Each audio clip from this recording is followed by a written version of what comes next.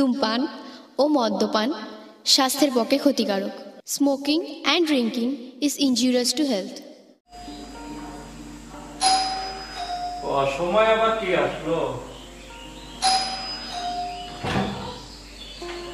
দোস্ত, আরে দোস্ত, কি অবস্থা? ভালো আছো? এই তো। কোথায় থেকে আসলো? আসলাম তো বাসা থেকে। কি ব্যাপার দোস্ত? তোর বাড়ি বেলুন দিয়ে সাজানো এত সুন্দর করে, ঘটনা কি? দোস্ত কি বলবো? কি বলবো মানে তুই কি আমার না জানাই কিছু করছিস নাকি? এরা তুই কি এত কি আনন্দ ভর্তি করতেছিস তুই আমার না জানাই? দোস্ত এটা কিছু কইরে ফেলাইছি, কিন্তু তোর জানানো না। আর সবকিছু খুলে বলতেছি। চল, তোমার আজকে খবর আছে, তুই আমার না জানে আনন্দ। বন্ধু বস। আচ্ছা এবার বল, তোর বাড়িতে এত সুন্দর করে সাজানো গুছানো কেন? আমাকে বাদ দিয়ে কি এমন মহৎ কাজ করতেছিস যেটা আমি জানি না? দোস্ত কি কম দুঃখের কথা। আশ্চর্য ব্যাপার। এই এগুলো কি বলিস?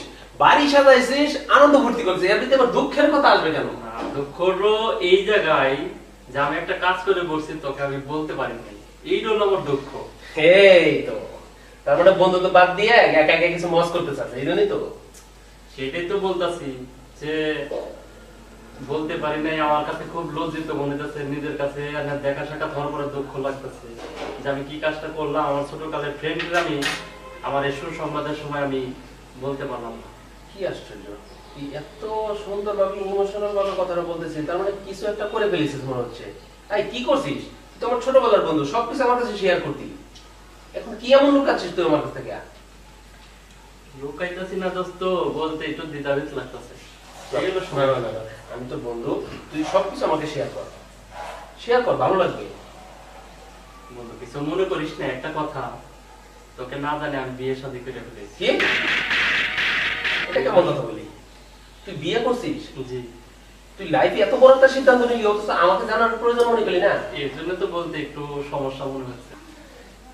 আচ্ছা ঠিক আছে, যা করছিস করেছিস, মেনে নিলাম। একা একা আনন্দ ভর্তি করছিস, সবকিছু করছিস, কিন্তু অন্তত বউটাকে তো একবার দেখা না। তাও দেখাবি না? তাই হ্যাঁ হ্যাঁ দেখাবো বন্ধু। আর একটা কথা, বিয়ে বাড়ি তো ভালো খাওয়া দাওয়া আয়োজন হয়, তোকে আমি একদিন পার্সোনাল দাওয়াত দিয়ে সেই একটা খাওয়ান দেবো। যা, কিছু মনে করিস না, তার রাতটা আমি ঠান্ডা করে দেবো। ঠিক আছে, তোর মনে চাইলে খাওয়াস, না খাওয়াইলে না খাওয়াস, তাতে আমার কোনো দুঃখ নেই। হ্যাঁ, বাড়িতে যখন আসছোস তাহলে ভাবিটাকে দেখেই যা। বলছো ডাক তোর বউকে, আমি দেখেই যাবো আজকে। মিম, মিম। হ্যাঁ আসছি। আমার বন্ধু আছে, এক কাপ চা নিয়ে আসো তো। এক কাপ চা নিয়ে আসো।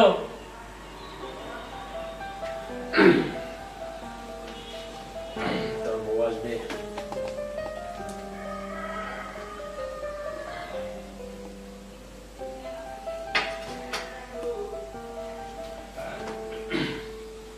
বন্ধু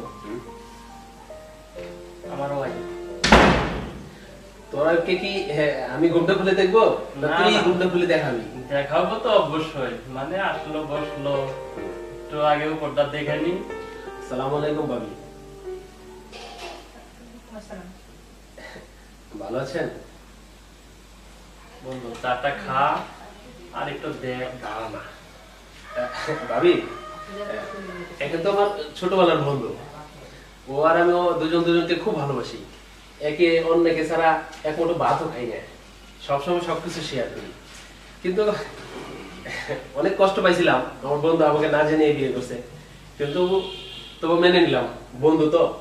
যাক, যাওয়ার সময় বন্ধুর বউকে একটু দেখে যাই। মানে ভাবি, আপনাকে আমি একটু দেখতে চাই, যদি আমাকে একটু দেখতে দেন তাহলে মনটা অন্তত শান্তি পাবে। দোস্ত দেখা দেখাবো। ভাবি তো একটু শরম পাবে, নতুন নতুন না। আর এখন সে কি চাবে যে? আরে না ভাবি, এ শরমের কি আছে? আরে ও যেহেতু আমি ঘনিষ্ঠ বন্ধু, সেক্ষেত্রে বন্ধুর স্ত্রী, এতে শরমের কিছু নেই, লজ্জা কিছু নেই। আপনি ফ্রি মাইন্ডে। ঠিক আছে দোস্ত, চাটা খা। খাচ্ছি।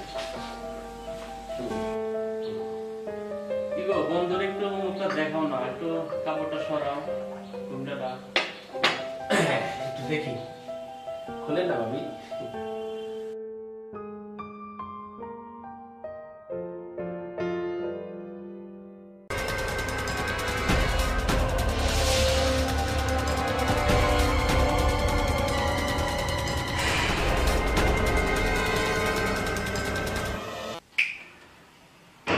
তো তুই কি আমার বোর দিকে তাকিয়ে থাকবি? তোর কি পছন্দ হয় নাই? তোর বউ তো পরীর মতো সুন্দর, যার দিকে তাকালে চোখই ফিরানো যায় না। সত্যি সত্যি তুই বলতেছ? ভাগ্যবান, অনেক ভাগ্যবান। সত্যি বলতেছ? হ্যাঁ সত্যি বলছি, মন থেকে বলছি। আলহামদুলিল্লাহ। তোর কপাল খুবই ভালো। তোরা সুখী কর, দোয়া করি ভালো থাকে। ঠিক আছে দোস্ত।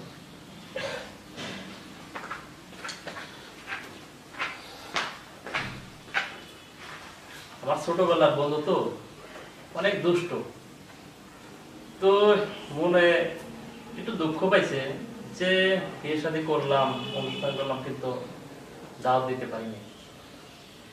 তো তোমাকে দেখে একটু পছন্দ করলো, তুমি হয়তো একটু লজ্জা পাইছো, কিছু মনে করো না, সমস্যা নেই। চলো মিম আমরা রুমে যাই।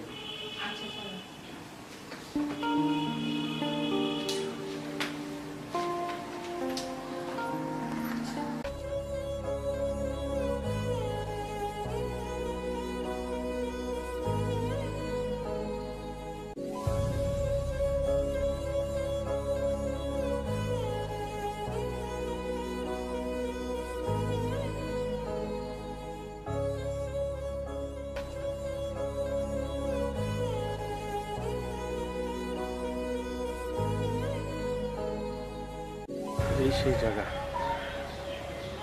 যে জায়গায় আমি আমার ভালোবাসার মানুষের সাথে কথা বলতাম।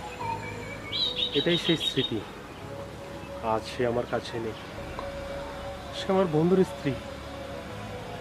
এই দুঃখ কষ্ট আমি সহ্য করতে পারতেছি না, কি করে নিজেকে সামাল দেব?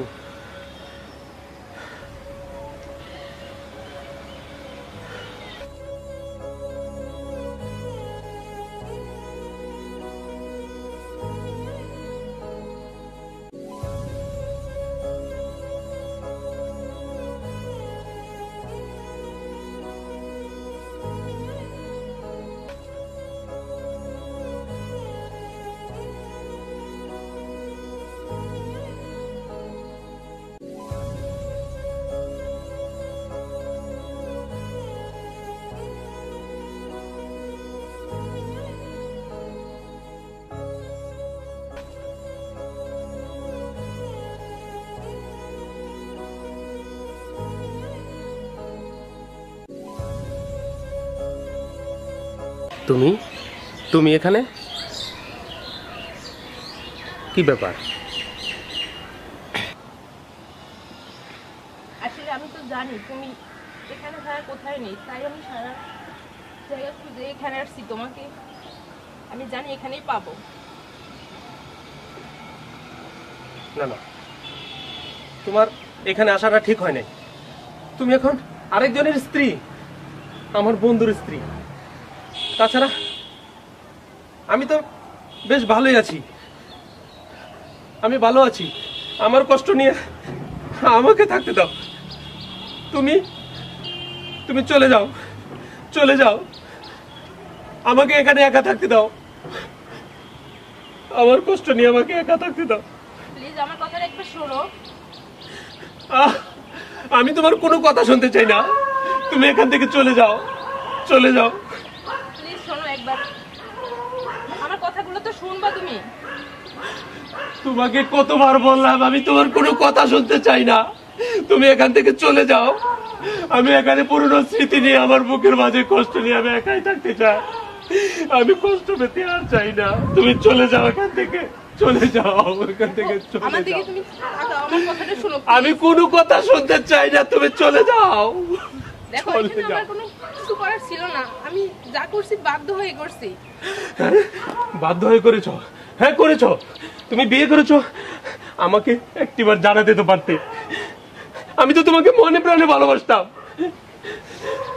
আমি আমি কিভাবে জানাবো তোমাকে? তুমি কি এখানে ছিলে? সেই কোথায় চলে গেছো? আমি তোমার বাড়ি গিয়ে পর্যন্ত তোমাকে খুঁজছি, আর আমি মা বাবার কথা ফেলতে পারিনি। আমি যত দূরে থাকি, তাই বলে কি আমার ভালোবাসার কোনো মূল্য ছিল না তোমার কাছে?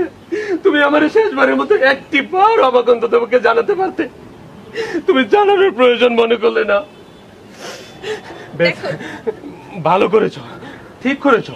আরে তুমি তো আমার বন্ধুর স্ত্রী, এটাই আমি মেনে নিয়েছি। যাও, তুমি চলে যাও। আমি তোমাকে দেখে আর পুরনো স্মৃতি মনে করতে চাই না।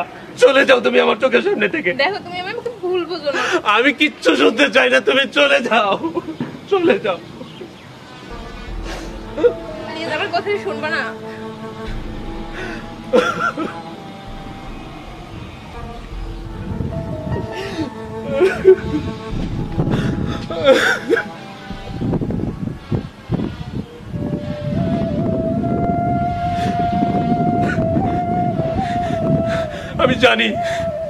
আমি জানি তুমি আমাকে ভালোবাসতে, কিন্তু পরিস্থিতির শিকারে তুমি আমাকে বলতে পারোনি।